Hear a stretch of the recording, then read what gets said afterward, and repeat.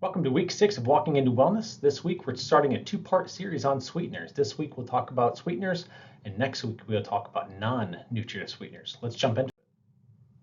There are many foods that contain carbohydrates, which are made up of sugars. This means that food contains sugars and carbohydrates. Sugar is naturally found in many foods, including milk, grains, fruits, and vegetables.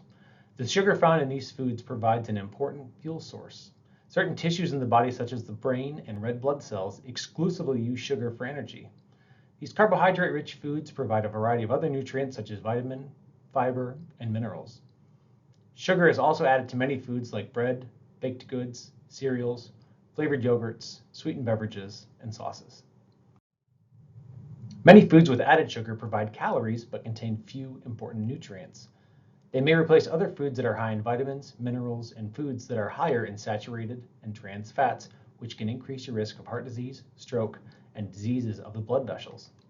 This is why it's important to limit your consumption of added sugars and try to get your carbohydrates from more healthy and less processed foods like non-fat milk, whole grains, vegetables, and fruit. For the most part, if you eat an equal amount of carbohydrates from any food, your blood glucose will stay about the same. The key is to eat equal amounts of carbohydrates if you decide to replace a healthier source of carbohydrates with a food that has a lot of added sugar. We'll talk about that on the next slide. As an example, to eat a small cupcake, you'd need to substitute it for a carbohydrate you would get from a fruit and a starch in exchange in your meal plan. However, because the cupcake has more added fat, it does not have the same amount of calories as the bread and the fruit, even though the same amount of carbohydrates is present.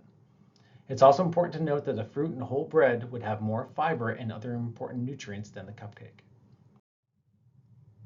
If you have high blood sugar or blood glucose, it's important to check your blood glucose 2 hours after you eat a higher sugar food to make sure that your blood glucose is under 140 milligrams per deciliter. If you have diabetes, that number is 180 milligrams per deciliter or lower. If you want to control your weight, you should only eat higher sugar foods for special occasions like birthdays, weddings, and other get-togethers. Many people find that if they only have a few of these higher sugar foods that they really enjoy to choose from, they do a better job of controlling their intake. All sweeteners are divided into two main groups: nutritive, like sugar that provides calories and carbohydrates, and non-nutritive, like artificial sweeteners or sugar substitutes that don't have any calories or very few because so little of them is needed to sweeten a food. All these artificial sweeteners are also very highly intense. The perception of the sweetness is much higher than that of table sugar. Many people try to cut their sugar intake by using non-nutritive or low-calorie, no-calorie sweeteners.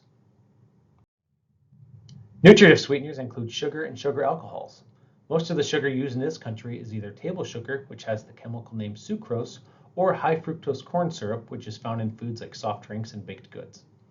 Sugar also comes in many other forms, including brown sugar, honey, glucose, maltose, and turbinado sugar.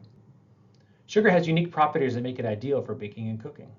It helps provide volume, texture, color, moistness, and even aroma in many foods, especially baked goods like cookies and cakes. It helps foods to gel, like in jelly and preservatives. It helps yeast to grow so breads will rise. And it prevents bacteria from growing as fast that cause food spoilage, so food stays fresh longer. Here are some ways to use less table sugar.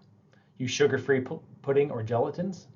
Use 2/3 to 3/4 of a cup of sugar for each cup that is called for in a recipe. Sometimes a recipe is so sweet that you can reduce the sugar by 1/4 or 1/3 and it will still turn out just fine. You can also try to replace some of the sugar in your recipe with an artificial sweetener. You can also add a little vanilla or almond extract to get you that extra added sweetness. Using sweet-tasting spices like cinnamon, nutmeg, cloves, and ginger can also enhance the flavor of your foods. You can make homemade sauces and dressings like barbecue sauce, pasta sauce, salad dressings, or whipped topping, which often has less sugar than the store packaged versions. You can use dried or fresh pureed fruit like applesauce or raisins to sweeten cereals and baked goods instead of using table sugar. That's it for week 1. We're looking forward to week 2. We'll talk about non-nutritive sweeteners next week. We'll see you out at the UGA golf course tomorrow morning at 8 a.m. Looking forward to seeing everyone.